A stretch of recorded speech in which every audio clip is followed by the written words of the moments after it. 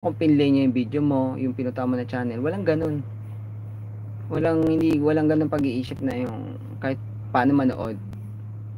Wala talaga siya. Tapos alam mo yung channel na yun, nawala siya. Idol Sheena. Tapos nung ito, siguro kasi maganda rin naman yung mga post niya. Alam mo, sumabog channel niya, Idol Sheena. Parang 150k na siya ngayon. Nagulat nga ako na nakita ko eh. Kasi yun kaya pala siguro hindi na rin siya nagsusupport sa mga, kasi yung may mga bago bumalik na nagla-live streaming noon na nawala. Tapos nagla-live streaming na sila ulit ngayon. Yung iba nawalan ng harang.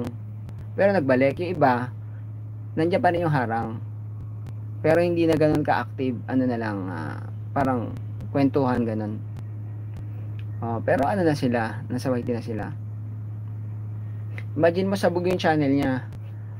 150k na siya. Tapos dami niya ng parang ilan na views niya. Parang more than 10M na yata yung views niya. Pero yun kasi yun yung pinagkaiba. Kasi siya, parang nag-focus kasi siya sa sa may, yung topic ba? Oo, nung neto, di ba, nung nagpandemya, nauso yung mga halaman. Before pa nagpandemya, ganun yung mga pinopost niya, yung mga kunyari, benefits ng ganitong halaman. Ganun, para kasi siyang yung, ganun yung mga posting niya. Anything outside, parang anything under the sun na nga yun lang, dinadaan niya sa thumbnail. Oo, di ba?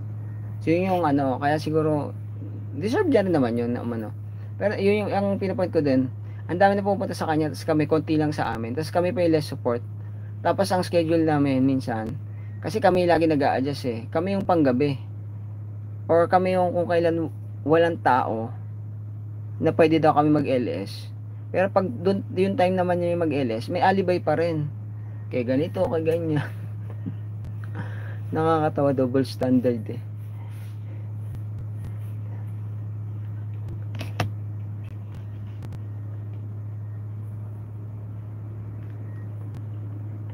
And Pexi Pinay, hello Emerso, sabi niya. Madam Chong, salamat guys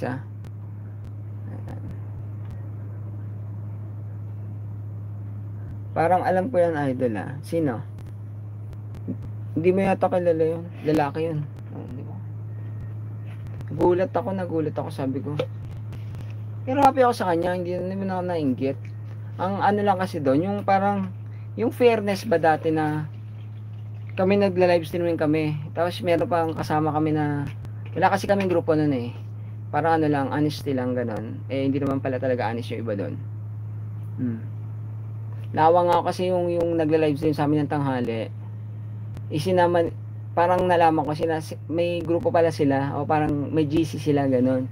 Pero ako tutusin, yung GC nila, yung isa nagsasama sa kanya, may marami ring GC yun. So parang basta siya, manggagamit o yung ba. So simula nung nalaman ko yung gano'n, wala, hindi ko na hindi maganda yung gano'n. Na kahit nga malapit yung yun Ang alam ko malapit yun dito sa amin O hindi naman gano'n kalapit. Pero ibig sabihin pwedeng puntahan. Na kung pupunta man, parang okay. Sayang nga. Kasi di ba idol siya na ganun gusto ko sana yung kunyari magiging friend mo na parang another family mo. Kasi ibang naman to Kumbaga kung sa church, may, di ba, syempre kung nag-church ka, may churchmates ka. So yun yung family mo naman sa church. Parang yun yung mo, kasama mo, di ba? Parang ganyan.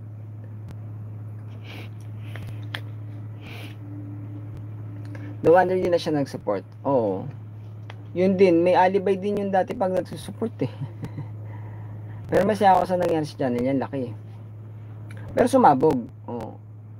Maganda rin yung timing niya, na timingan niya rin kasi hindi pa uso yung Hindi pa uso kaya siguro yan nung nagpa-pandemya na, 'di ba, marami naghahalaman nung time ng pandemya. Kasi lahat nasa loob lang, nanonood ng mga mukbang ng naghahalaman. Ayun na. Ang galing, 'di ba? Parang niya, napaghandaan. Ayun.